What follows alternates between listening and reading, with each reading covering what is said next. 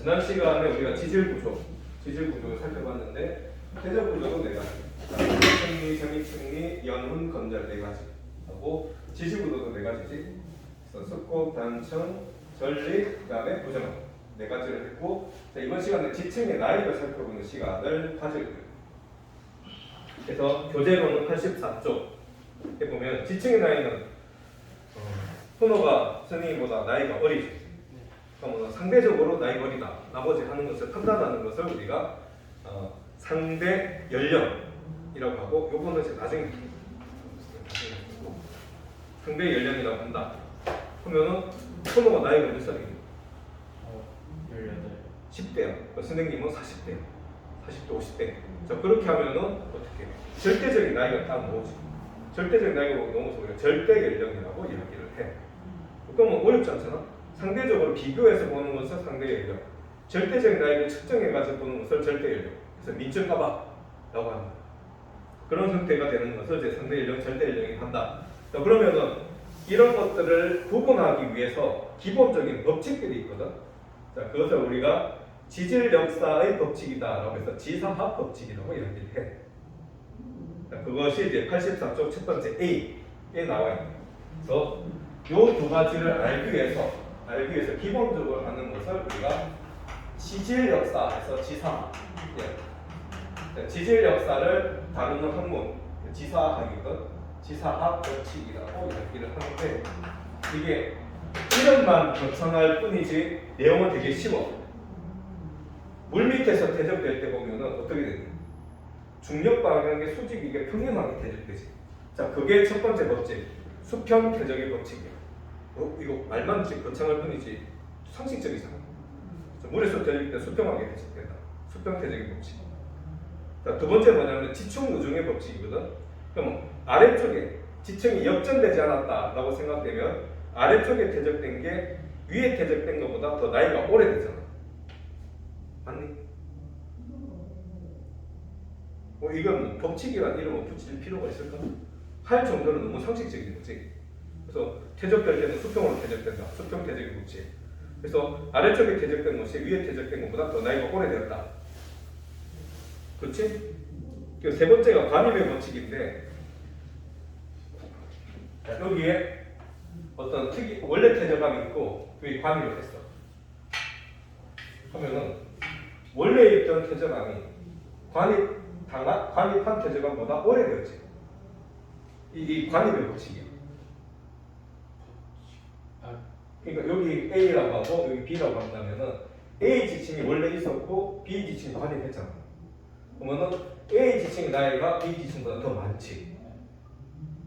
쉽게 말해서 A는 오래됐고 B는 좀 더 이제 새롭다, 신선하다, 덜 오래되었다 라고 생각해 볼 수 있잖아.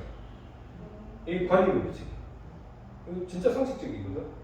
그래서 이 관입이라고 하는 것이 이렇게 관입되면은 여기 열을 받아가지고 여기에 뭔가 변성함이 발생을 하겠지. 그래서 관입은 이렇고 나중에 분출이 되었다라고 하면 어떻게 되겠냐? 분출이 되었으면은 요 위에다가 요렇게 해서 요렇게 해가지고 이렇게 마그마가 용암이 분출되고 식어버릴 거야. 식으니까 여기 화산암이 되겠지. 하면은 그 다음에 여기에 뭐가 쌓였어. 퇴적이 됐어. 그 특징은 분출이 되면은 여기가 이렇게 원래 여기가 변성이 되고 여기 위에는 아무것도 없었잖아.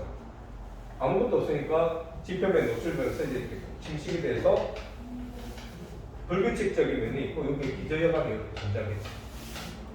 이렇게. 또 분출되면 당연히 밑에만 이렇게 변성된 부분이 있고 위에는 변성된 부분이 없겠지. 그거 차이를 말하는 게 이 관입의 특징과 변성이 만약에 여기가 원래 이렇게 퇴적됐는데 이 사이를 이렇게 훑고 지나갔다 하고 생각한다면은, 자, 이렇게 했을 때 여기도 변성이 됐어. 그러면은 요 지층들이 다 있을 때 이것이 뚫고 올라왔으니까 관입이다라고 생각할 수 있는 거지. 그래서 위에 변성된 부분이 있느냐 없느냐로 관입이냐 변성이냐를 구분하는 게 관입의 법칙이야. 이건 너무 상식적이잖아. 자, 4번 부정화의 법칙. 부정화 배웠거든? 자, 부정하면은 경계로 상하 지층 사이에 긴 시간에 뭐가 있다? 간격이 있다. 당연하잖아. 그 긴 시간의 간격이 있기 때문에 생물학적으로는 진화의 어떤 갭이 존재할 수 있다. 아주 이제 급격한 진화의 과정이 존재할 수 있다. 자, 5번 동물원 천의 법칙. 이게 조금 이름이 어려울 뿐인데 퇴적된 시기가 다른 지층에서 발견되는 화석의 종류도 달라진다. 당연하지. 고생대 퇴적된 곳에는 고생대 화석이 발견될 수고 중생대 퇴적되면 뭐가? 중생대 화석이 발견될 수밖에 없잖아. 그래서 저번 시간에 우리가 이제 퇴적되는 지형들에 대해서 알아봤는데 고생대 퇴적된 지형들은 우리나라 어느 곳에서 발견됐니? 강원도. 그리고 신생대는 화산 폭발에 의한 제주도. 송이가 놀러간 제주도, 백두산, 또 울릉도, 독도. 자, 이런 부분이 이제 화산 폭발을 만든 신생대 지형이다라고 했잖아.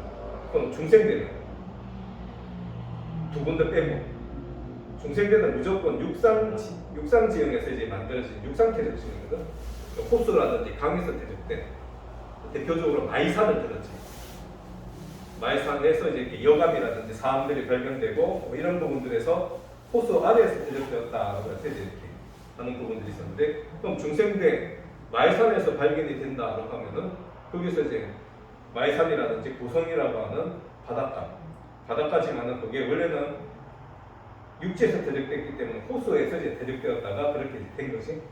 그런 데서는 공룡이 발견되죠. 공룡 발자국이가 있지. 중생대는 공룡, 고생대는 뭐 삼엽충, 신생대는 매머드. 자, 이런 형태로 이제 된다. 그게 동물원 천의 법칙이에요. 너무 상식적인 것을 이제 지사학의 법칙, 지질 역사의 법칙이라고 해서 지사학의 법칙을 했는데 외울 필요가 없잖아. 용어만 우리가 익숙하게 되면 되고 외울 필요 없이 되고, 그 다음에 이제 상대 연령은 다른 것도 읽어볼게. 85조 1. 상대 연령. 지층의 생성 시기나 지질학적 사건의 발생 순서를 상대적으로 밝힌 것을 상대 연령이에요. 엄마, 아빠, 우리 가족들이 있을 때 상대적으로 나이가 어느 정도 결정이 되지.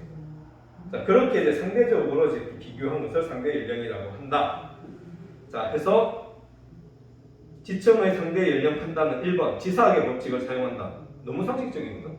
자, 그리고 나서 이제 탐구 자료창을 보면 조금 복잡한데 특징적인 것을 발견할 수가 있어. A 지층 밑에 보니까 동글동글한 돌멩이가 굴러다니고 있지. 뭐야? 기저효과네. 보이니? C 지층 밑에도 보니까 동글동글한 기저효과이 존재하지. 그러니까 C 지층 밑에도 뭐가 있다? 부정화면이 존재한다. 를 우리가 발견할 수가 있지. 맞니? 근데 A하고 B, C가 보니까 경사져 있잖아. 그럼 이거 무슨 부정화? 경사 부정화. 평행하면 평행 부정화. 그래서 A하고 B, C 사이에는 경사 부정합이 존재하고 C하고 D 사이에는 뭐가 있는? D가 보면 화성암이잖아. 이게 난정암이야. 자, 이거 되니? 그 밑에 화성암이라든지 아니면 변성암이 존재하면 난정암이고, 경사가 지면 경사 부정암, 퇴적합층에서 이제 평행하면 평행 부정암. 자, 조금 이제 구분이 되고 있지. 어려운 거 전혀 없어. 자, 그리고 상식적으로 보면 D가 화성암으로 관입을 했는데 원래 보면 E가 있어. 자, 보이지? E가 있고 그 다음에 D가 E를 관입했지. 자, 그럼 요 지층의 순서가 나와. 제일 오래전에 퇴적된 것은 뭐다? E야. 자, 그 다음에는 아니지, D가 관입했지. D가. 자, 그리고 나서 여기서 뭐가 일어나? 부정합이 일어났지. 부정합이 발생을 하고 그 다음에 뭐가 퇴적된? C, B. 자, 그 다음에 또 뭐가? 부정합이 발생했지. 그렇지. 부정합이 이렇게 발생하고 여기가 A가 이렇게 퇴적이 되지. 맞니? 하고 이렇게 여기서 보면은 C하고 B가 이렇게 퇴적이 되고 나서 부정합이 발생될 때 여기 보면 아마 경사진 것을 보니까 수법작용이 아마 있지 않았을까라고 우리가 추측을 하게 됩니다. 경선 합쳤습니다. 맞지? 자, 이거 어렵니? 전혀 어렵지 않지. 자, 이렇게 상대적으로 우리가 여러 가지 아까 지축 누정이라든지 수평 태적의 법칙이라든지 뭐 이런 것들을 생각해가지고 순서를 결정하는 것을 상대 연령이라고 해. 그리고 지금 뭐 여기에서 요 E에서 뭐 삼엽축이 발견됐다.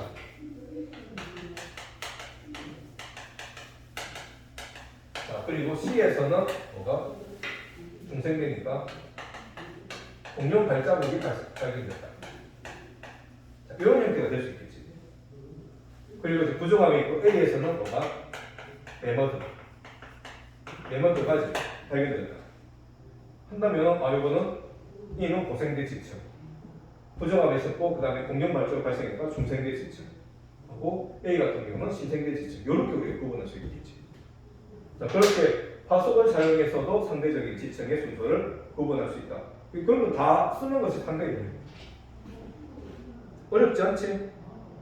자, 그러면서 아주 가까운 지역은 우리가 비교해서 볼 수가 있거든. 근데 수백 킬로 넓은 그랜드 캐년 해가지고 아주 넓은 계곡이 미국에서 펼쳐져 있잖아. 그런 데에서 여기 이제 나오는 거야. 아주 멀리 있는 지층들을 비교를 해. 비교를 하려면은 뭔가 비교하는 기준이 존재해야 되잖아.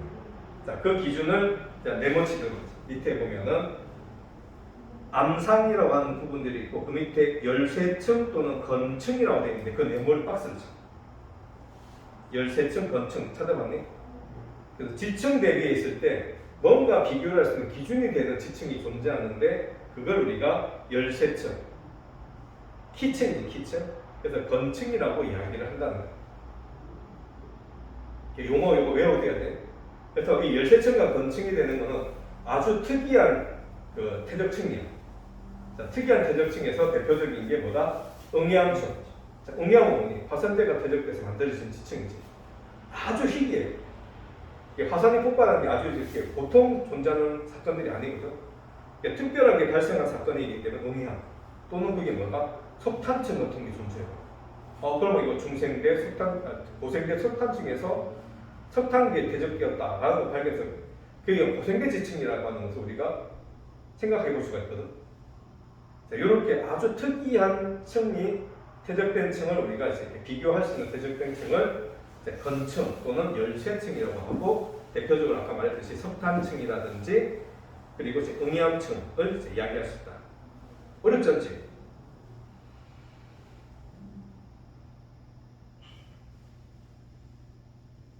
자, 됐니?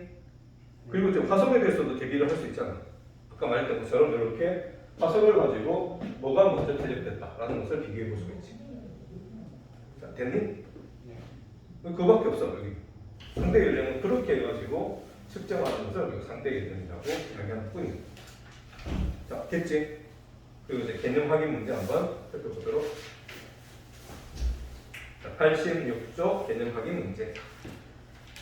핵심 체크. 자, 지사학의 법칙에는 퇴적물이 수평으로 쌓인다. 수평 퇴적의 법칙. 자, 아래쪽에 쌓인 거 위쪽에 쌓인 것보다 먼저 퇴적되었다. 나이가 오래되었다.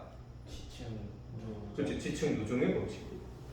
용어만 워낙 상식적인 것이고 용어만 이렇게 붙인 거지. 그래서 용어에만 우리가 익숙해질 필요가 있는데 지층 누중의 법칙이다.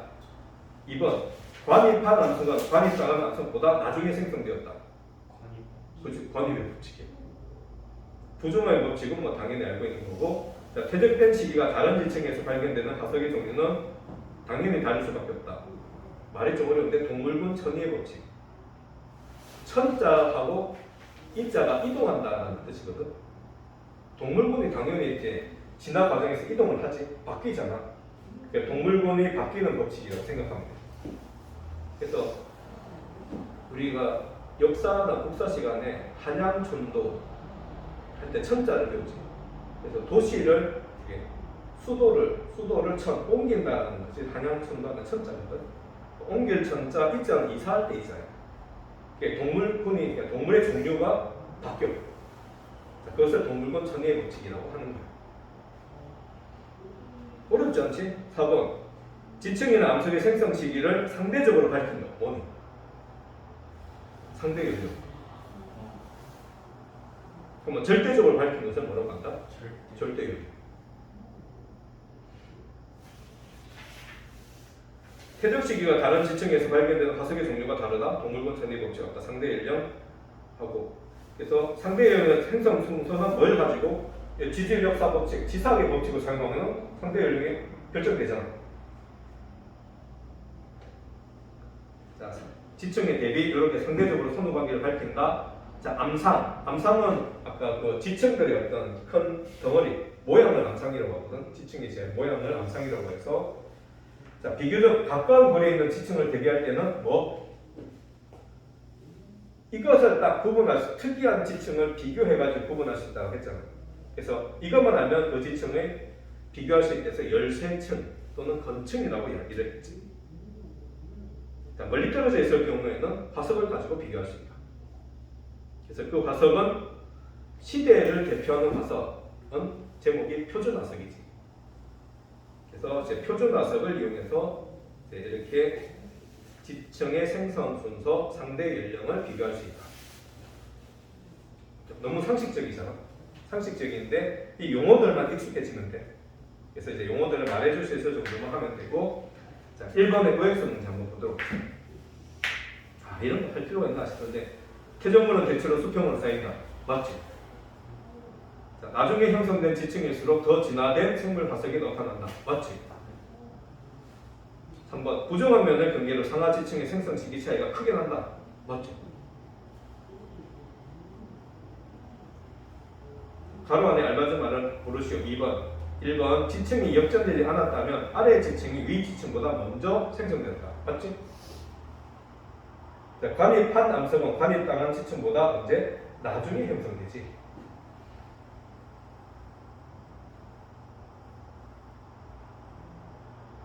자, 3번 비교적 가까운 지층, 가까운 곳에서는 AC 지층의 단면을 나타냈고 중요한 거 지층에 역전이 없다라고 규정을 했거든. 그러니까 아래에 있는 게 오래된 지층이지. 자, 비교할 때 열쇠층으로 쓸만한 지층은 뭐가 있을까? 3번에 3번에 가나다에서 비교할 때 다 존재하면서 특이한 지층 하나가 있어. 뭐가 있냐? 아니 3 말고 열쇠층으로 우리가 쓸 수 있는 거.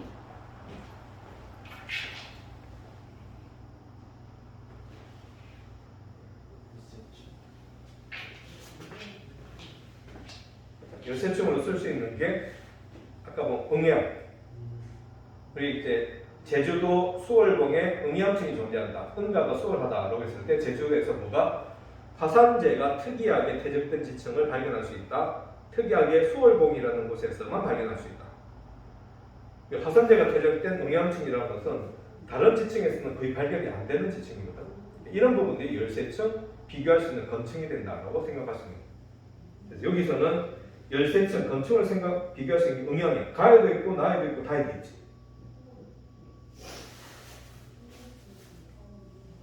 자, 이걸 통해서 우리가 비교를 해보면 응양 위에 보면 약간 노랑 따닥따닥따닥한 이게 여감으로 보이는데 여감층이 존재하고 그 다음에 그 위에 사암층이 존재하지. 그런데 B를 보면은 응양 위에 여감층이 없지. 아, 그럼 요거는 어떻게 침식돼가지고 없다라고 생각해 보세요. 이거 되니? 자, C에서 보면은 응양 밑에 사암이 있거든? 그렇지? 자, 그렇다면은 가장 오래전에 지층, 생성된 지층은 어딜까?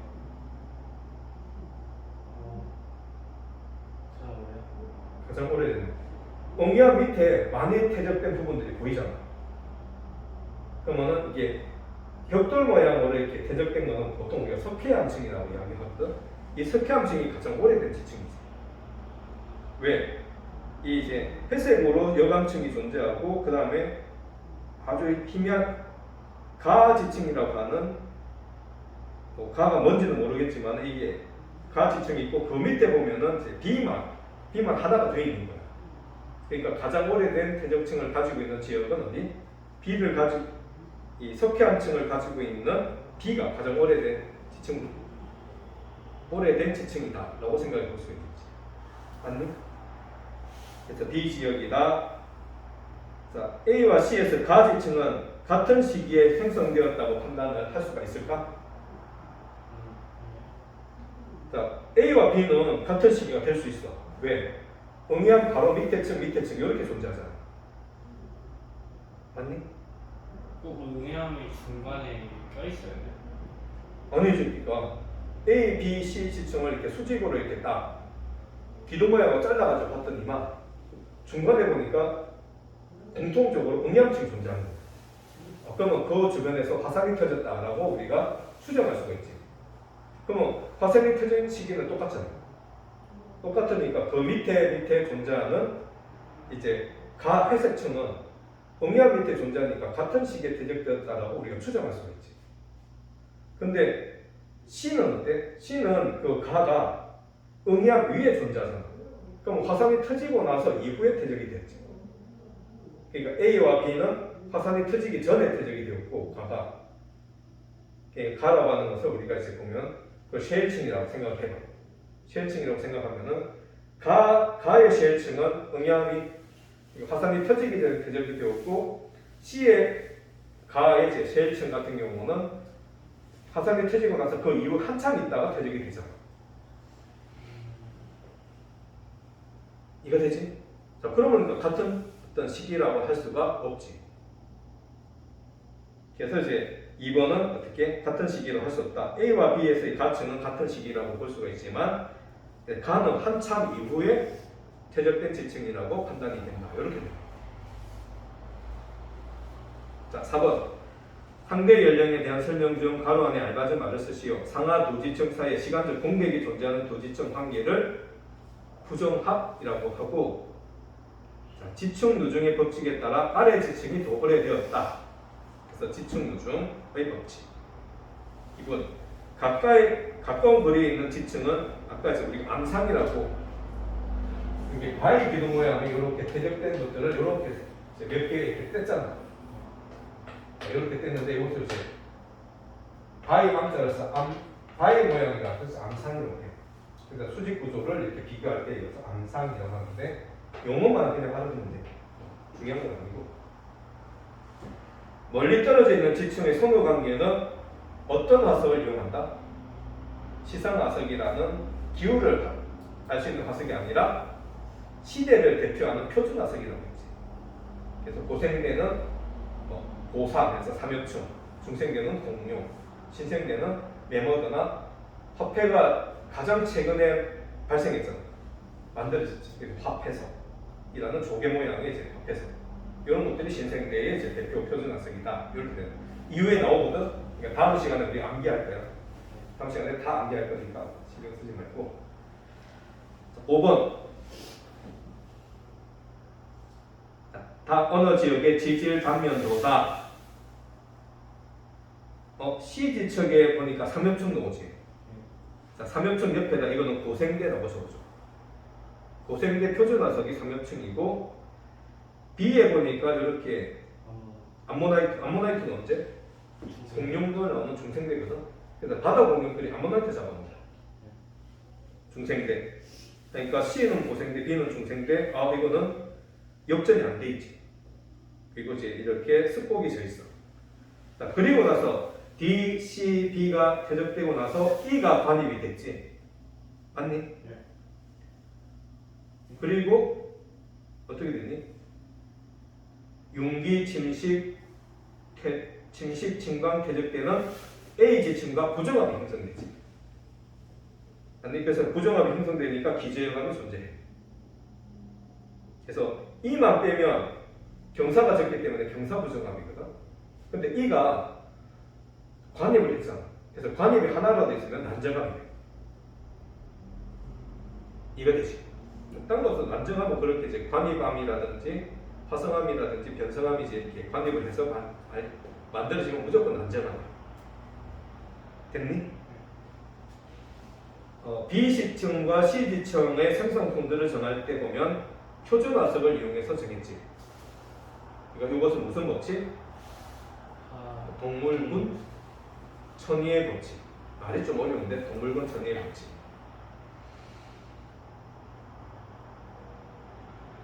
이 말을 그냥 화석 비교의 법칙 뭐 이런 식으로 해도 되잖아. 말을 좀 어렵게 했는데 동물권 천의 법칙이라고 한다. 2번 C와 E 지층의 생성 순서를 전하는데 적용되는 지상의 법칙은 C가 먼저 생성되었니? E가 먼저 생성되었니? 아, 씨. C지. 그거는 무슨 법칙? 그렇지. 관입의 법칙. 관을. 그렇지. 관입당한 게 관입한 그 지층보다 먼저 이제 생성되었다. 관입의 법칙. 순서는 아까 했지. D, C, B 그 다음에 E, A 되지? 맞니? 네. 자, 이렇게 하는 것이 이제 이렇게 상대 연령이야. 어려운 거 전혀 없지. 6번. 자, 그림은 어느 지역의 지층의 단면들당 A에서 C의 생성 순서를 쓰면 A가 제일 밑에 있으면 A, 그 다음에 C, 그 다음에 B. 아, B가 중간에 관. 그렇지. 왜 C에도 어떻게 변성된 부분이 존재하지? 네. 저 위에도 변성된 부분이 존재하니까 C가 먼저 퇴적된 것을 뚫고 올라갔다라는 것을 볼 수가 있지. 아니, 이거 너무 상식적이잖아. 그러니까 상대 연령을 측정하는 건 어려울 거 없고 틀릴 것도 없어. 맞니? 그냥 용어에만 익숙해지면은 상식적으로 우리가 비교해 볼 수가 있겠지. 됐니? 자, 그러면 절대 연령이라는 실제 연령을 측정하는 방법에 대해서 이제 살펴보는 시간 가지도록 합시다. 요거는 조금 어려운 부분이 있는데 어렵지 않아. 첫 번째, 절대 연령이란 87조 1. 암석의 생성 시기나 지질학적 사건의 발생 시기를 수치로 나타낸 것, 구체적인 나이로 밝힌 것, 그게 절대 연령이죠. 2번, 절대 연령은 뭘 가지고 측정하냐? 이번에 보면 방사선 동위원소를 가지고 측정을 해. 되지?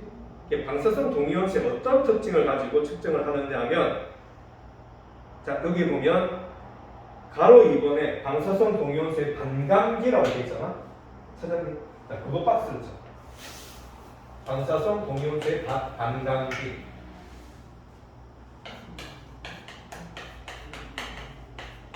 자, 방사선 동위원소의 반감기를 가지고 절대 연령을 측정해. 자, 방사선 동위원소의 반감기. 그러면은 방사선 동위원소라는 게 뭐고 반감기라고 하는 게 뭔가를 알면은 절대 연령 측정하는 것을 내가 이해할 수 있다가 되겠지. 그래서 방사선 동위원소는 뭐다? 시간이 지남에 따라서 방사선을 방출하면서 일정한 속도로 분개하여 안정된 원소로 변하는 원소를 방사선 동위원소로 해. 대표적으로 우라늄이 있잖아. 우라늄은 그 자연 상태에서 상당히 불안정하거든. 그래서 이제 방사선 분개를 하잖아. 분개해서 안정된 나무로 바뀌어. 자, 그런 부분들을 우리가 방사선 동위원소로 한다. 자, 됐니? 그래서 이 방사선 동위원소는 원래 분개되기 전에 원래 원소인 뭐가 있다? 원래 원소, 어머니 원소가 있어. 모원소라고 해. 그래서 새로운 생명을 낳는 게 엄마잖아. 그래서 원래 이제 원소가 있거든. 그걸 이제 엄마 원소에서 모원소라고 하고, 자, 그래서 자녀를 낳았을 때를 우리가 자녀 자자, 아들 자자에서 자원소라고 해.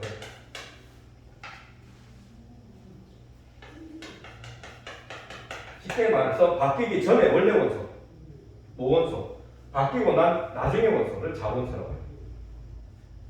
자, 예를 들어서 우라늄이 있다. 바뀌기 전에 원소잖아. 이거는 모원소고, 우라늄이 이제 바뀌고 방사선 분개해가지고 변화가 되면은 아까 납이 된다고 했거든. 납은 자원소다. 부모 원소, 엄마 원소, 이제 이렇게 자녀 원소. 됐지? 그래서 방사선 동위원소는 이제 세상에 여러 가지 종류가 있는데, 여기 도표를 보면 우라늄 238, 우라늄 235라고 해서 이런 것들이 있고, 그 다음에 보면 이제 칼륨, 루비디움 하고 이제 탄소, 자, 여기서는 대표적으로 이제 탄소만 좀 집중적으로 보면 돼요. 탄소가 보면은 원래 탄소가 원자량이 얼마입니까? 원자 번호는 6번이고 6이니까 12가 되지. 원자량. 그래서 탄소의 원자량을 10이라 해가지고 이걸 기준으로 해서 모든 다른 원소의 질량을 측정을 하거든. 10인데 재밌게도 양성자는 6개인데 중성자가 8개가 돼가지고 14라는 질량을 가진 경우가 발생합니다.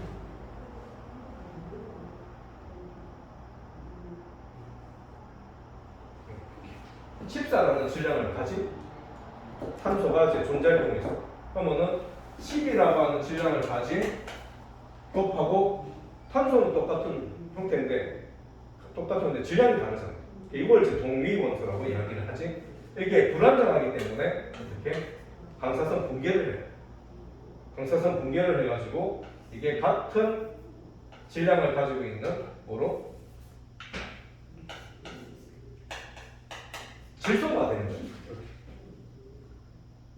이거 되지. 자, 그러면 원래 원소가 탄소니까 이것을 모원소라고 하고, 자, 이게 변화된 원소를 자원소라고 이야기할 수가 있지. 여기에 변화가 되는데, 여기서 이제 재밌는 하나의 개념을 만들어.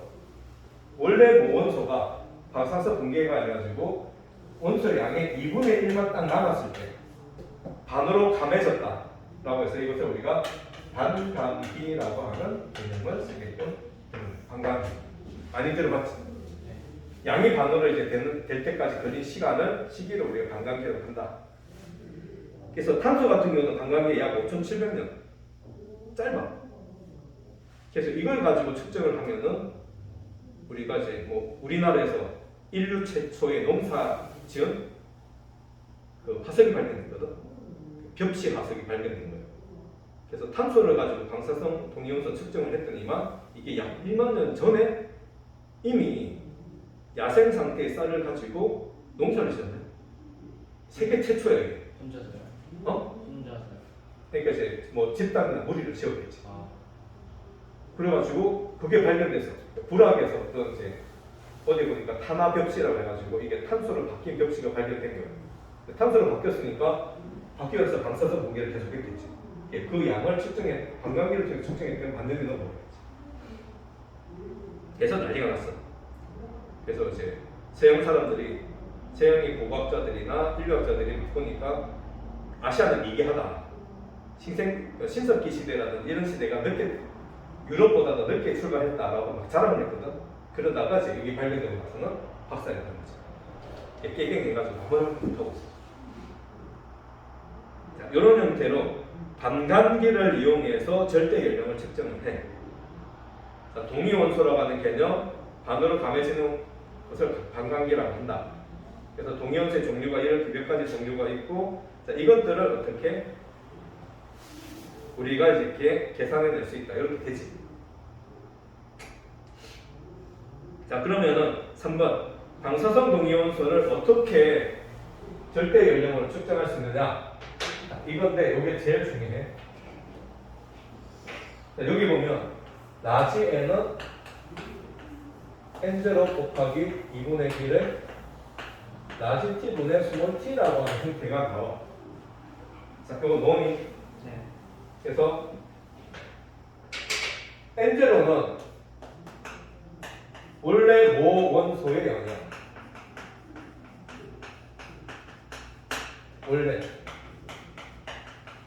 원래 남아있던 모 원소 양을 오리지널이라 가지고 n0라고 표현을 하거든.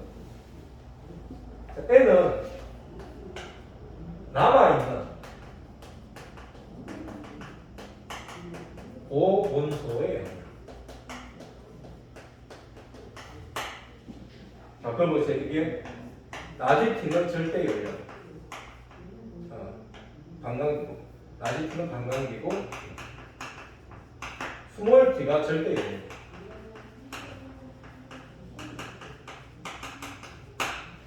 이게 어려워.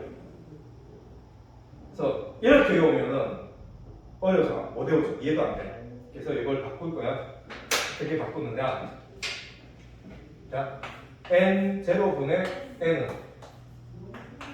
2분의 1의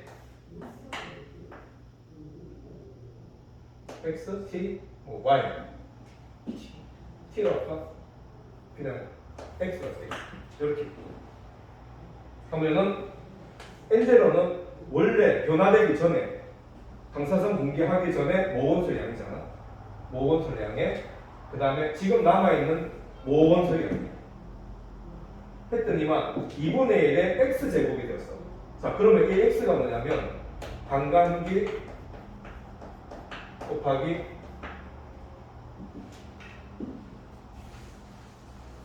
반감기가 x번 지났다라고 하는 의미가 돼요.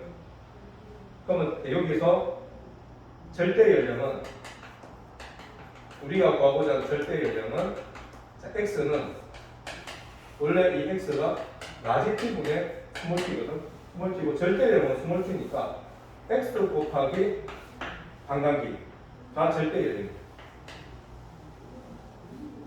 여기 이제 2분의 1 x라는 지수 x 곱하기 반감기. 자, 이렇게 정리할 수가 있고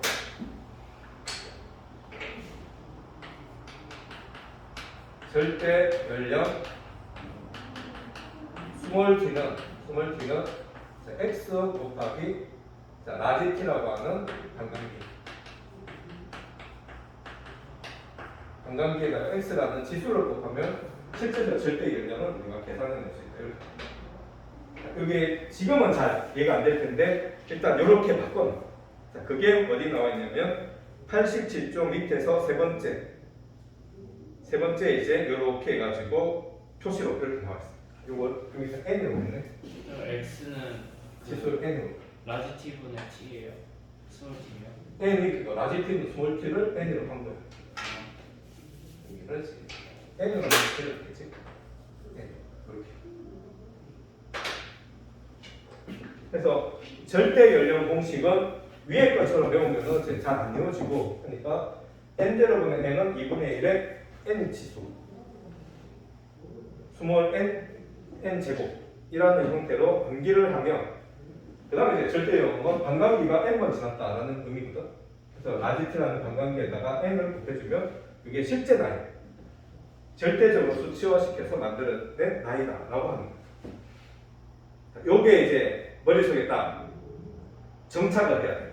정착하는데 그 정착하는 과정은 문제를 몇 가지를 풀어봐야지만 이게 가능하다라고 되는 거지. 자, 오늘은 요거까지만 딱 하면 끝나. 반감기는 되는. 그래서 이 반감기를 정리를 하는데 일단 넘기지 말고 87쪽 한번 볼까? 87쪽에 보면은 도표가 하나 나와.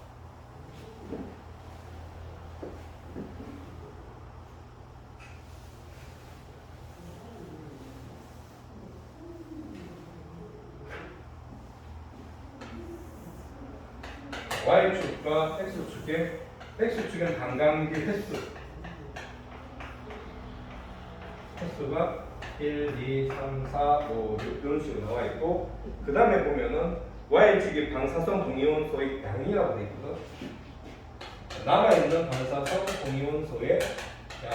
그래서 1, 2, 3, 4, 5 반감기 처음에 원래 100이 남아있지 100% 남아있는데 이렇게 50으로 줄어드는데 걸린 시간이 1이야. 그리고 25% 줄어드는데 걸린 시간이 2거든. 100, 50, 20.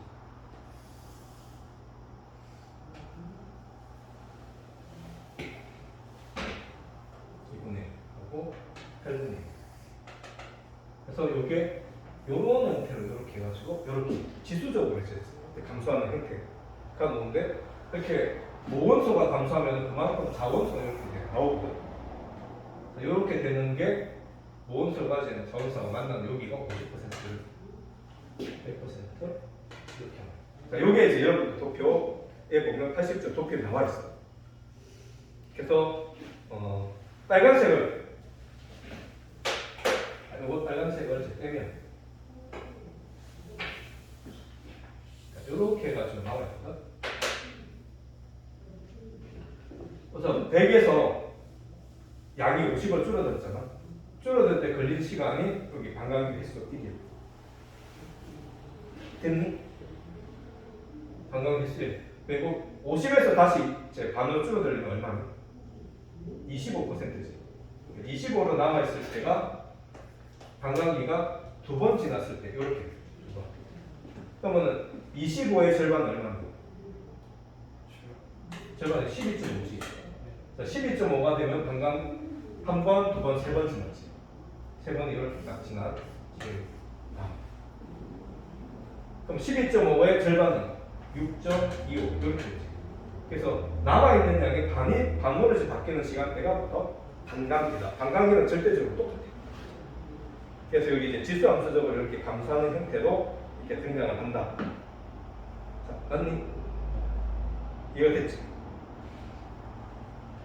자, 그러면 이제 여기서 4원소가 나오는데, 자, 25% 남았을 때 자원수 양은 얼마니? 이게 75가 돼요. 왜? 남아있는 모원수하고 바뀐 자원수 양을 합치면 원래 용수이 100이 돼요. 그래서 이게 이제 어떻게 보면은 대칭 관계를 해가지고 이렇게 모원수량과 자원수량이 이렇게 비교가 되고 있다는 것을 확인해 볼 수가 있어요.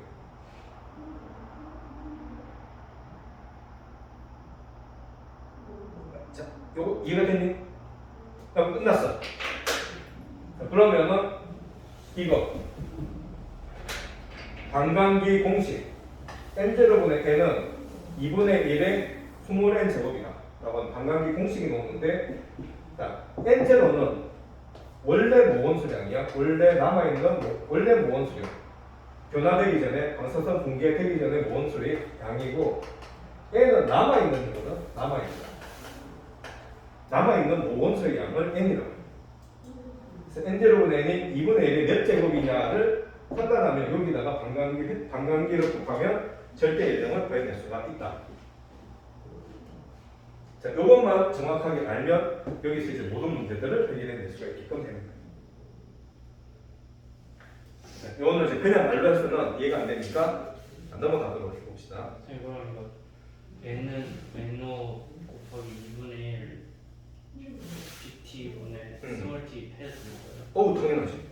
원래는 이제 요걸 쓰는 게 제일 좋죠. 그럼 요거는 엔젤을 요 좌항으로 옮긴 것밖에 없잖아. 그럼 2분의 1에 라지 t분의 스몰 t 제곱. 요게 n이라고 하는 횟수로서, 반감기 횟수로서 나타난다는 거지. 그래서 요 라지 t분의 스몰 t가 n하고 똑같거든. 스몰 t가 n이니까 요게 이제 우리가 구하고자 하는 나이야. 스몰 t가.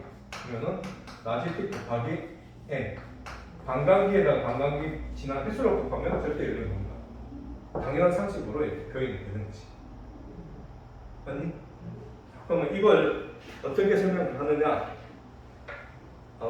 88쪽 먼저 보면 방사선 동위원소의 이용. 자, 반감기 길이에 따라서 이용한다. 그래서 반감기가 긴 것은 아주 긴 시기의 절대 연령을 측정할 때 사용하고, 이번에 반감기가 짧은 방사선 동위원소는 가까운 지질실의 연령을 측정할 때 사용한다.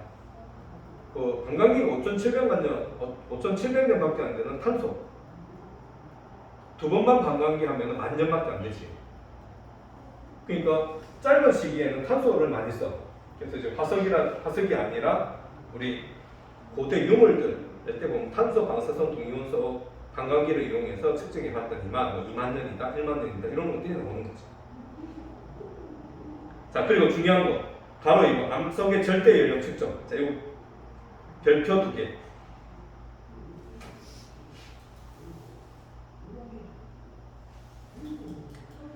방사성 원소가 포함된 암석이 있는데, 자, 그 암석은 화성암이에요. 마그마가 식어서 만들어지는 암석에 방사성 원소가 포함이 된 거예요. 그래서 이 반감기를 통해서 절대 연령을 측정할 수 있는 암석은 무조건 화성암.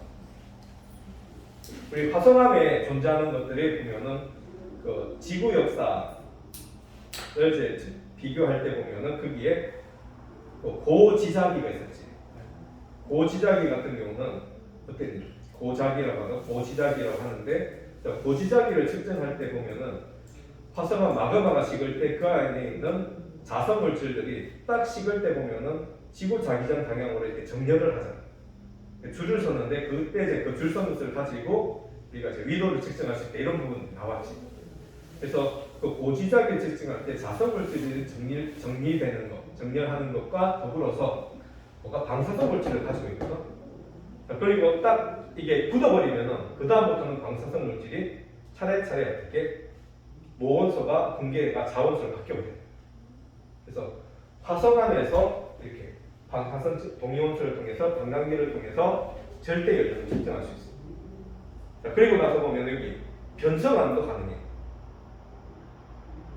화성암에 의해서 바뀐 변성암도 이렇게 절대 연료를 측정할 수 있어. 근데 문제는 뭐냐면 태저암은 화성암도 어떻게 풍화 침식 받았지. 변성암도 풍화 침식 받았지. 자, 그게 굴러 가가지고 태적이 다 되거든. 그러니까 태저암에도 변성암이 있어. 근데 그거는 그 변성암 측정이 연대 이후에 태적이 되잖아. 그러니까 그 태저암에서는 절대 연료를 측정하면 이게 정확하지가 않아. 그래서 태저감에서만 절대 연료 측정이 정확하지 않아서 태저감은 절대 연료 측정이 안 된다 라고 하는 것이 제일 중요한 여기서는 제 모습이 나아가는 것이에요. 자, 됐니?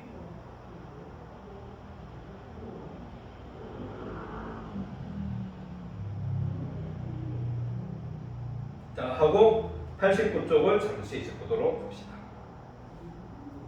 반감기를 통해서 반감기 이용한 절대 연료 측정에서 일단 반감기 동위원소 분기의 곡선을 보면 왼쪽에 있는 것을 보면은 원래는 1이 동위원소 양이 1이었는데 2분의 1로 바뀔 때까지 걸린 시간이 반감기잖아. 라지 t. 그러면 2분의 1이 반이 되려면 4분의 1이 되지. 4분의 1이 되려면 2분의 1이 1제곱이야. 4분의 1은 2분의 1의 2제곱이지. 반감기가 두 번 지났어. 8분의 1은 2분의 1의 세제곱이지. 반감기가 세 번 지났어. 16분의 1은 2제곱에 2분의 1의 4제곱이지. 반감기가 네 번 지났어. 반감기가 네 번 지났다는 것은 반감기 곱하기 4가 이 이제 암석의 절대 연령이다. 이런 식으로 우리가 생각해 볼 수 있다. 맞니? 자, 이렇게만 측정하면 돼. 자, 그런데 자, 문제를 넘어가서 나머지 부분들 여러분 한번 풀어보면 되고 실제 반감기를 우리가 구할 때 보면 어떤 식으로 구하느냐면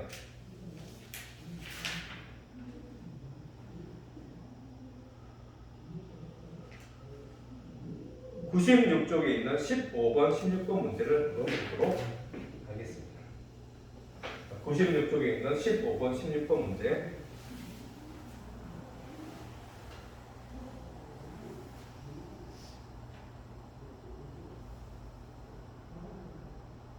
다음 그림 가는 어느 지역 지질 단면도를 나는 방사성 동위원소 S가 분기되는 과정에서 자원소와의 상대적인 양을 나타내는 것이다. 기업과 연은 화성암, 무조건 화성암이지. 마그마가 식어서 만들어진 곳에서만 방사성 동위원소를 측정할 수 있다고 했어. A, B의 방사성 동위원소 X와 자원소의 상대적인 양을 표시한 것이다. 그래가지고 가를 해놨어. 자, 그럼 가를 볼까? 가를 봤더니만 이거 상대적인 순서를 우리가 생각해 볼 수가 있거든.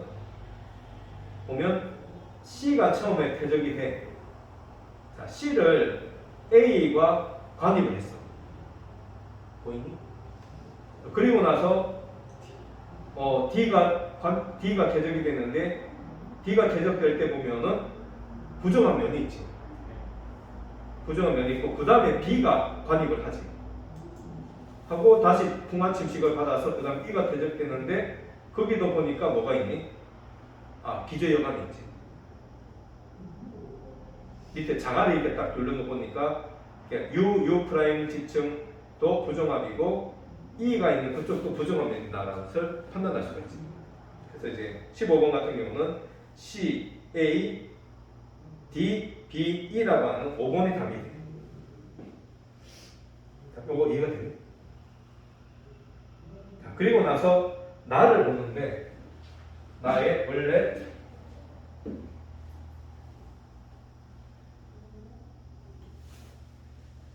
줄게.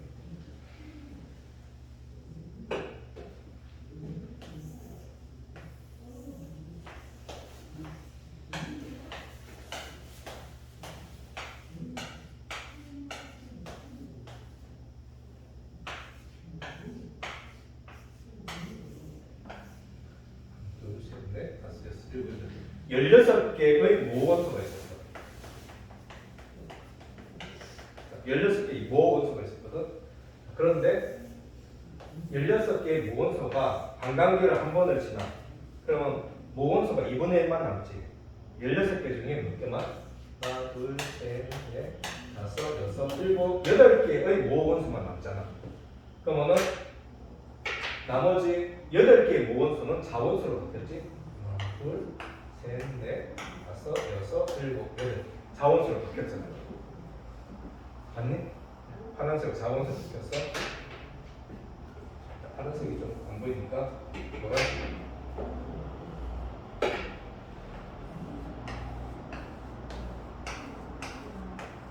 자, 이렇게 해가지고 노란색에 바뀐 원소, 자원수로 바뀌었어. 그리고 원래는 이게 모원소지.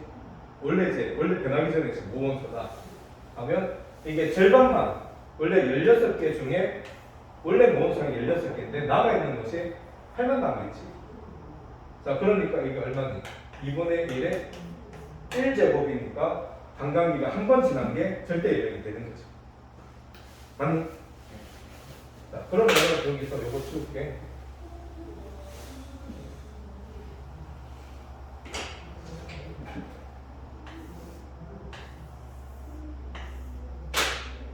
자, 원래 8개가 남아있는데 모원소가 이게 또 반으로 바뀌어서 몇 개니? 4개만 남지. 하나, 둘, 셋, 4개만 남고 나머지 하나, 둘, 셋, 4개가 자원수로 바뀌었지. 그리고 원래 이제 자원수가 이렇게 남아있어. 그러면 원래 모원수량이 16개였거든. 16개인데 현재 남아있는 모원수량이 4개밖에 안 되지. 4분의 1이지. 2분의 1은 2제곱이야. 2제곱이니까 관광기가 몇 번 지났어? 2번. 이해가 되니? 그럼 다음에는 몇 개가 남아? 모원수 2개밖에 안 남지. 다음에는 1개밖에 안 남지. 그 다음에는 2분의 1개만 남지. 이렇게 자꾸 줄어든다라고 하는 것들을 기억할 수가 있지. 자, 여기서 중요한 거. 아까 기억을 n0분의 n은 2분의 1에 라지 t분의 스몰 t, 이걸 그냥 우리가 n제곱이다라고도 표현할 수 있다라고 했거든. 자, 이때 n제로를 구하는 방법. 자, 요게 제일 중요해. 요것만 하면은 상당히 끝나. 자, n제로분의 n은 2분의 1에 라지 t분의 스몰 t 제곱 또는 n제곱이다 라고 했을 때 남아있는 모원수량은 이거 축제하면 되죠. 계산하면 3면 되지. 3명은 4개 이렇게 넣어서만 4개. 그러면 지금 현재 측정하는 거는 남아있는 자원수하고 모원수량만 측정할 수가 있거든. 문제는 원래 모원수량은 모르잖아 우리가. 그러면 이 n제로를 구하는 방법이 뭐냐? 현재 딱 봤을 때 현재 남아있는 모원수량하고 남아있는 모원수량에다가 남아있는 자원수량을 더하면 이게 원래 변하기 전 n제로예요. 맞니? 자, 지금 이제 자원수가 8개고 여기서 자원수가 12개거든. 그러니까 원래 n제로는 모원수 4개 더하기 자원수 12개니까 16개가 원래 남아있는 양이 되지. 그렇지? 자, 이렇게 해가지고 관광기의 n과 n제로를 구하는 방법은 그래프를 아까 통해가지고 구하는 방법도 있고 이렇게 개수를 계산해서 구하는 방법도 있어. 두 가지. 그래서 그래프는 그냥 2분의 1이 되는 지점 딱 정확 찾으면 되잖아. Y축에서 2분의 1만큼 양이 줄어든 지점을 찾아서 거기에 해당되는 X축에 좌표만 딱 보면은 관광기가 몇 번 지났다라는 것을 우리가 밝힐 수가 있고, 그 다음에 이렇게 개수를 통해서 할 때는 N0는 뭐다? 남아있는 모원수량에다가 남아있는 자원수량을 다 더하면 그게 변화되기 전에 모원수량을 뒀다라는 개념. 요걸 가지고 이제 우리가 풀어낼 수 있다가 됩니다. 이해가 됐니? 자, 그리고 나서는 이제 이거 비교를 하면 돼. 자, 여기까지. 질문. 오케이. 자, 그 다음에 이제 나머지는 문제를 풀어보면 되는 겁니다. 그래서 이제 2부로는 기초적인 개념 정리하고 문제 풀어보는 시간 가지도록 하겠습니다.